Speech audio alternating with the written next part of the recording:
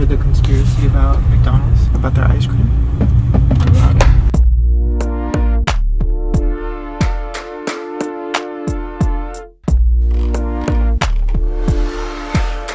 Okay, so I've been investigating something for a long time, probably deeper than I've gone on any other video for a while at least. Something I never thought I would be investigating, but I am. I'm investigating McDonald's ice cream machines. Who wants to go get ice cream? Me!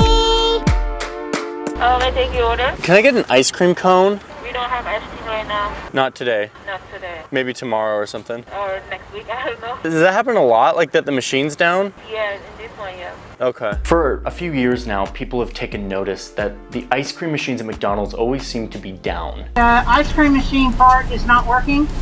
The broken ice cream machines at McDonald's have been the fodder for a lot of weird internet culture. One guy even made an interactive map that shows every single McDonald's that has a broken ice cream machine at this current moment. So I reverse engineered the Android app. I think it was a meme, but nobody actually knew if this meme was correct or not. But they didn't know that was like an actual thing that all the franchises are struggling with. But a couple months ago, I got an email from a guy who said that he had a deeper story. He said that there are important questions that no one is asking, and he promised me answers to those questions and data and evidence to back it up. He even said that there's potentially something nefarious going on here. I was like, okay, cool, another conspiracy theory about these McDonald's ice cream makers. So I asked my producer Jack to get on the phone with this guy and hear him out. A week later, Jack called me. There's actually something going on here. I've been going through everything and you really need to see this. Okay. I was still highly skeptical that this could be anything worth a video or an investigation, but I decided to dive in anyway and see this evidence for myself. I started looking at data, at internal McDonald's emails, at these mind-numbing 100-page instruction manuals for ice cream makers. I started talking to McDonald's franchise owners and managers and guests. It turns out there is something really weird going on here. Something that hasn't been reported on before. And something that shows that McDonald's broken ice cream machines actually reveal a bigger story about how big businesses protect one another, even if that means hurting their customers. I never thought I'd be going down a deep investigation into ice cream makers, but I am, and I did, and I want to share with you what I learned. McDonald's is getting on my fucking nerves. And the machine is always down. The ice cream machine is broken. And if we try to pull the lever, this will happen. Sorry, the ice cream machine is broken. The broken McDonald's ice cream machine epidemic has been so widespread for so long that it's a meme. You know what they're gonna say. You already know. The ice cream machine is broken. Ice cream machine is broken. Kind of sounds like there's a story behind that one, doesn't it? In this very moment, if you look at McBroken, around 13% of ice cream makers in the United States are not working. That's any red dot on this map. What a brilliant little tool Rashik made. I mean, this is just so good. So Jack, why are the ice cream machines always broken? So once the internet started to notice this, the Wall Street Journal and Business Insider and a bunch of other outlets started to report on it. And the conclusion that they came to was that these machines aren't actually broken. They're just going through a really long and really complicated cleaning cycle that lasts 4 hours at a time. And when that happens, the employees tell you it's broken because it's just easier. But don't take my word for it. So when you go there and they tell you it's broken, there's a high chance it's not broken, it's just shut up for maintenance. Okay, so human error and this long cleaning cycle, that was the conclusion that like everyone came to, and everyone seemed to be satisfied with that. I mean, I would be satisfied with that. It's a pretty tight conclusion. But hold on a second. Wait a minute. Do you guys have Frosties? Yeah. I was just at McDonald's and the ice cream machine was broken, and it seems like it always is. Is the ice cream machine broken here very often? No. Yeah, that's a McDonald's problem. We wash our machines every single day. Oh, that's cool. Is it easy to do that, or is it pretty complicated? No, it's actually really easy to clean it. They're just lazy. It's the honest truth. It's the honest truth. So, Wendy's doesn't have this problem. And what's crazy is that they use the same brand of machine as McDonald's does, and yet they don't have a McBroken. It's not an internet meme for them, nor is it for other places that use the same brand of ice cream maker, like In-N-Out or Chick-fil-A or a bunch of others. So why is it only McDonald's that has a problem with the broken ice cream maker? That's only McDonald's thing. We don't have that issue. You don't have that issue.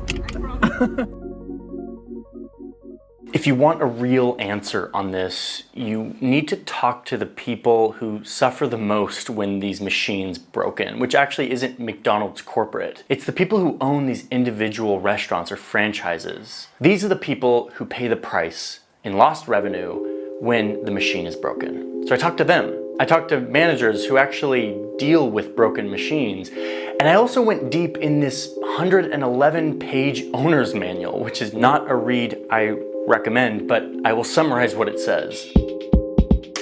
What I've found is as mind-boggling as it is infuriating. To understand this, you have to understand how these ice cream machines work and why they break. So I ask you to bear with me as we learn how an ice cream machine at McDonald's works and why they always break. Once you understand that, you will understand who is getting rich every time one of these things breaks and why they have an incentive to keep them broken. And I was like, okay, I'm gonna guess it's gonna be around like 5%. And it came back to like 13%, which is insane. One question that needs to be asked is, should you be building ice cream machines if after 17 years, you still can't get the software right? No. Yeah, that's a McDonald's problem. Okay, really quick, I just want to talk about life insurance. Something we don't really want to talk about very often, but we should probably talk about it. In fact, for the past year and a half, I've been trying to get life insurance and I haven't been getting it because I've been like, how do I even get life insurance and what even is life insurance and all of that? The sponsor of today's video answers that question. Policy Genius is a marketplace where you can go and shop around and save on life insurance. Did you know that the younger you are, the cheaper life insurance is? Most of you are young, and therefore, most of you could lock in a really good life insurance rate for the next 20, 30 years. These are just smart things to have to plan for the future. Policy Genius isn't an insurance company, they're just a marketplace. They're just a place where you can go and choose from a bunch of different plans, and then they handle all the paperwork, which, like, for someone like me who hates paperwork, that is a huge benefit. I'm going through this process right now. Like, I'm not kidding. I'm not just saying this like for the sponsorship. I'm literally going through this process right now because of Policy Genius, and I'm getting life insurance because I think I need to be smart, like a smart adult, and do this. And I'm young, so my rate is gonna be actually quite affordable. And one of my favorite parts about this whole thing is that Policy Genius doesn't sell my data and information to other companies, which is actually a really rare thing nowadays. So thank you, Policy Genius, for that. So go to policygenius.com/Johnny Harris to shop the marketplace and start saving money today. You could save $1,300 or more per year by using Policy Genius to compare life insurance policies. You could save 50% or more on life insurance by comparing quotes with Policy Genius. I love when old legacy industries get updated to new modern companies that are more seamless and smarter and that are on the internet, and that's what Policy Genius is. So go check it out, get life insurance. That's what I'm doing right now. Let's get back to McDonald's ice cream makers. If somebody said, I have a product that 10% or 12% of the time it's not functioning, from an industry standard standpoint, what does it look like? That's not good at all. Being down for 10% all the time, that's like, no, you can't do that. So let's look at the machine in question here. It's this guy, the C602. It's made by a company called Taylor. This machine is made specifically for McDonald's. Taylor is like an OG partner of McDonald's. They've been doing business together since the very beginning of McDonald's. They're both based like a few miles away from each other in Illinois. They are old business partners going back decades. But like I said, Taylor makes ice cream machines for a bunch of other fast food restaurants like Wendy and Chick-fil-A, and those machines aren't broken all the time. So it's something very specific to McDonald's and Taylor that explains the ice cream machine issue. If you want to start a McDonald's franchise, you sign an agreement with McDonald's corporate that says, I'm going to open a restaurant and I'll make sure that everything is standardized. It's a part of this agreement that says you have to use this kind of French fry and you have to use one of 2 different companies for your fryer and your grill or whatever. When this new ice cream machine came out in 2003, McDonald's had it in their agreement with all their franchises, which is like 16,000 in the United States, that they had to use this machine. No other machine. They could not use any other machine on the planet. They had to use the C602 made by McDonald's and Taylor. It was in their agreement. Usually franchisees can pick between multiple different companies for the gear in their store. Not in this case. You had to use the C602. So let's dive into this machine. Ice cream is dairy, and dairy needs to be kept at a certain temperature to stay safe. The machine itself has all these pipes that have dairy going through it all the time. So what they do once per day is they heat up the whole machine, including the ice cream mixture, to like 151 degrees Fahrenheit. They leave it at that temperature for a while it kills off all the bacteria, and then it comes back down to a freezing temperature where it turns into ice cream. That process takes about 4 hours, and this is the thing that you hear about all the time as the explanation for why the machine is always down.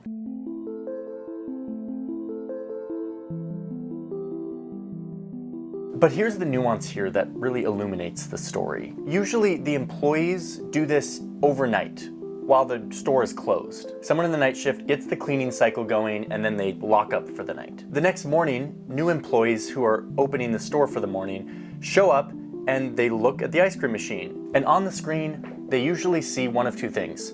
Heat cycle was successful, the ice cream machine is ready to use, or heat cycle failed. They don't know exactly why the heat cycle failed overnight. They're looking at this interface that looks like it's from like 1983, and all they see is something like heat mode failure or some other obscure code that doesn't really tell you what happened. The machine is completely locked out until you successfully run one of these heat cycles. You have to run the heat cycle. Even if the heat cycle missed one of these benchmarks by like 1 degree, it's still just gonna tell you the thing failed. Doesn't tell you why or by how much. So the employee tells their manager. The manager has no idea why the heat cycle failed, and so they just tell their employee to like run it again. Luckily it's the morning, so people aren't getting ice cream yet, but like run the heat cycle again. So employee runs the heat cycle again, and it fails again, probably for the same reason it failed in the first place, which nobody knows at this point. P.S. As a C602 ice cream machine insider, the reason why it failed probably is because the hopper's a little bit too full of the ice cream mix and it takes a while for it to heat up and cool down that mass of matter. So just fill it a little bit less next time. That's one of many reasons why it might fail. Anyway, nobody knows this because they're just sitting there trying to serve customers. I worked in fast food in high school. It's a chaotic world. You're just trying to make people happy. Meanwhile, the person's trying to like run the heat cycle, it fails again. So the heat cycle fails again. Manager's pissed, you have angry people asking for ice cream, and everyone's just saying like, yeah, the ice cream machine's down, sorry, we can't do anything about it. So finally, the manager calls the franchise owner, the owner of the business, and says, what do we do? And the franchise owner says, we need to get ice cream sales going. This is not okay, we're losing money. Just call the guy. Just call the guy. That's verbatim what one of the franchise owners told me. He said, when things are crazy, I just tell them to just call the guy. Now we're getting to the heart of this. The guy, in this case, means one guy or woman, which is an authorized service technician from Taylor, the company who makes the machine. Remember this? The ice cream machine isn't working right now.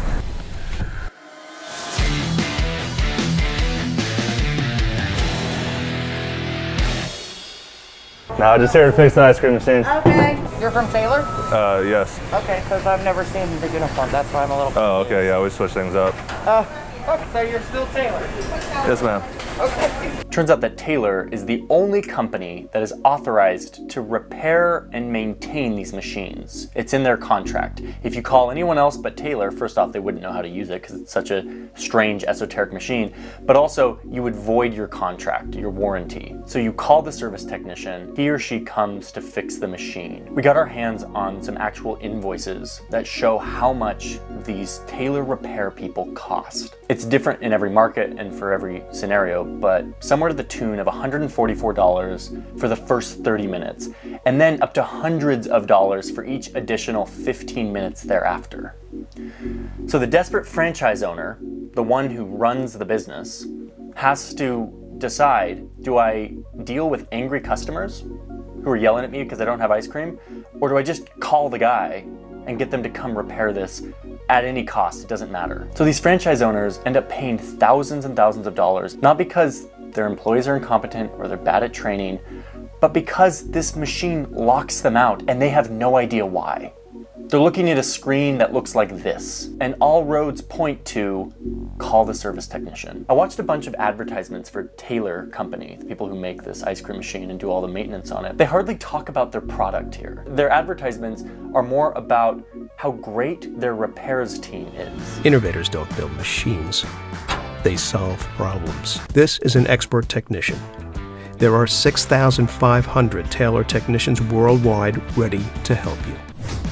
The Taylor Company. A few years ago, Taylor was in talks to be acquired by another company called Middleby. They put together a pitch deck of all their financials to sort of say, like, look at how good our business is.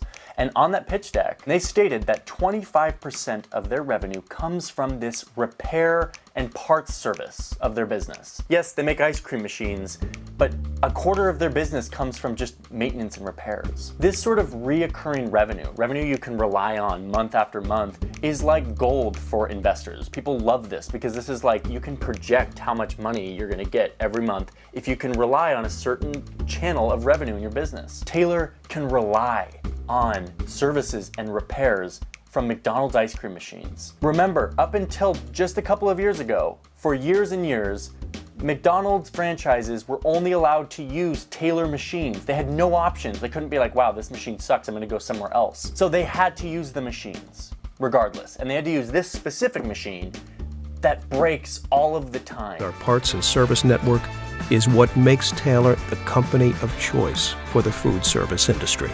No matter what time of the fucking day, the ice cream machine is broke.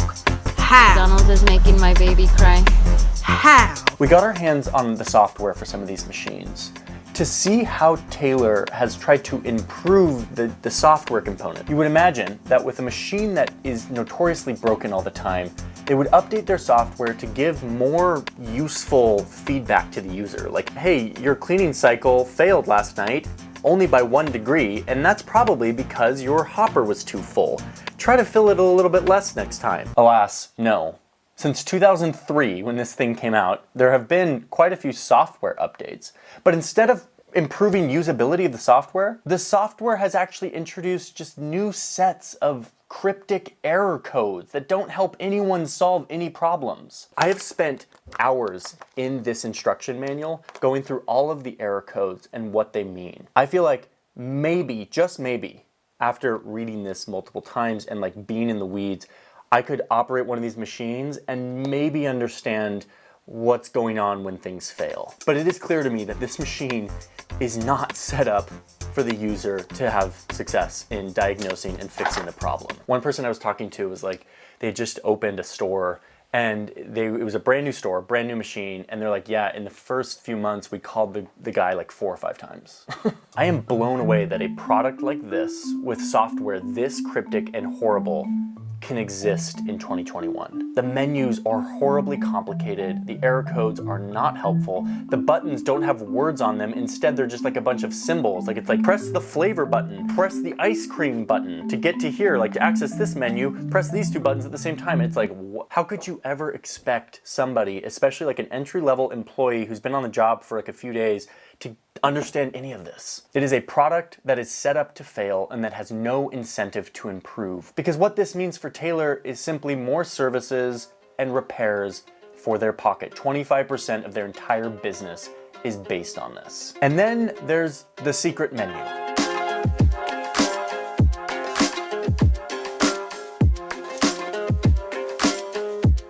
In addition to the instruction manual that's given to users, I also got a hold of the service manual that is given to the Taylor service people. Like this is like the insider manual that gives you the whole picture on this machine. I do not recommend you read it. In this manual, you learn about a separate menu for the service technicians. It's called the service menu. This one is not accessible to the user, the person who owns the machine, the franchise owner. It's only accessible to the service techs who have the very specific code for it. The existence of this service menu is found nowhere in the user manual, the thing given to the person who owns the machine. And yet, according to this manual, this menu contains, quote, critical operating parameters for the machine. So wait, if this machine is breaking all of the time, and you have a franchise owner who's trying to keep their customers happy, and there's a menu where there are, quote, critical operating parameters that the owner doesn't have access to, just call the guy. Just call the guy. The machine is not meant to give the user a clear picture on why it's breaking. A few weeks ago, a Taylor service technician realized that he was required to install this new software update on all McDonald's machines. He noticed that the update had a bunch of weird new error codes that made the machine worse and less functional. So he posted a video about it, asking for help from other service technicians. Shortly after he posted the video disappeared. When asked what happened, he responded with, quote, "The system defeated me." He was clearly told to take the video down. Somebody doesn't want this sort of thing on the internet. Now listen, this isn't some conspiracy. There's all sorts of weird conspiracies around the ice cream machines. This isn't one of those. This is actually very rational human and business behavior. When one has a monopoly over ice cream makers, and they've created a particularly shitty product that breaks all the time and gives users no clear feedback as to why it's broken, this company has no incentive to improve. In an open market, the incentive to make your product better comes from competition and comes from basically ramifications. You'll be driven out of business if you don't make a good product. In this case, that's not the dynamic. And in fact, having a bad product is incentivized because it means more money in services and repairs for this business. And the reason why McDonald's corporate is okay with that is because the cost isn't borne by them. It's borne by local franchise owners who have to pay for services and repairs. Taylor has the capacity to make and improve ice cream makers. They do that all the time at Wendy's and Chick-fil-A and In-N-Out. And yet the machine made for their OG exclusive partner McDonald's doesn't receive the same improvement and refinement. Instead, it receives a bunch of new error codes and terrible user experience, which always leads to call the guy. One franchise owner I talked to said, all roads lead to call the technician. Like this product is designed to get you to call the technician. At this moment, as I'm talking to you, 15% of all ice cream machines in the US are down. The standard for most industrial products is that you have less than a 1% failure rate for your product. In fact, the real target for mass industrial products is 99.99966% of the time your product is working. That means 3.14 errors for every 1 million opportunities. What you're seeing here with 15% is a dismal failure, and it is the product of no pressure or no incentive to improve, and in fact a perverse incentive to keep it shitty. The last chapter of this story is the one that is still developing today, and it has to do with the email I got a few months ago from somebody who's deep in the middle of this. I'm gonna lay out some facts here. I'm gonna let the news play out over coming weeks and months to see how this happens, but here's what's going on. The guy who reached out to me originally was someone named Jeremy. He's a tech entrepreneur. He invented a product that could basically fix this problem of like terrible feedback to the user of these ice cream machines. It's this device that you plug into your ice cream maker and it connects with your phone and it gives you solid reporting on all the things happening in your ice cream machine, something that this does not do. And it identifies like actionable things that you can do to train your employees to make sure that that problem doesn't happen again. Basically, it avoids this happening in the first place and avoids you needing to call the guy all the time. As soon as Jeremy launched this product, it was a smashing hit with franchise owners. They started selling hundreds of these things to franchises all across the country. People magazine reports the chain has partnered with Kitch, a company that created technology to help employees manage the machines and reduce downtime. Franchise owners I talked to said that instead of getting these vague error codes, now they actually get like solid reporting on what is happening inside this machine, and they can like train their employees to help avoid this. Now, let me just caveat for a second. Jeremy and his company Kitch obviously have a big financial stake in this story. I'm aware that he reached out to me and gave me some of this data, and that there's a big conflict of interest in terms of like neutral journalism and my informant being somebody who stands to gain a lot of money if this story comes to light. And that's why this story has taken me literally months to report. I've had to go through and independently report and verify every single thing that Jeremy has told me. Hence this. So yes, while there is a major stake for Jeremy and Kitch for this story and for exactly what I'm saying here, the fact is everything that I have said here checks out on my own independent reporting. Just let that be known. Okay, so Kitch got so popular among franchise owners that at this conference where all the franchise owners got together late last year to have a conference to talk about McDonald's things, sounds like a riveting conference, the head of this organization of franchise owners gets up and says, "Now this is no silver bullet, but it's my belief that the information it provides increases awareness and results in faster reaction times when a problem does occur. Now to be clear, this is not a McDonald's approved piece of equipment." I mean, he sort of like endorsed it. He was like, this is a sweet product. It's actually helping us out. Soon after this endorsement, McDonald's sends an email to all of its franchises that says that they've determined that Kitch is actually super dangerous. It may cause serious safety risks, and they recommend that the franchise owners stop using it, saying that they will void their warranty if they do. Wait, what? So you have this device that is clearly solving a major problem, and instead of being like, whoa, tell us more about this, let's see if we can get this like approved and put it into more shops, they blacklist it and they scare away a bunch of their franchisees from using it. I reached out to McDonald's directly to ask them point blank, like, WTF, why are you blacklisting a product that has the potential to solve this problem that you get made fun of all the time on the internet for? They came back to me with some boilerplate PR language about being committed to their customers and all this stuff, being able to buy sweet treats and all of this.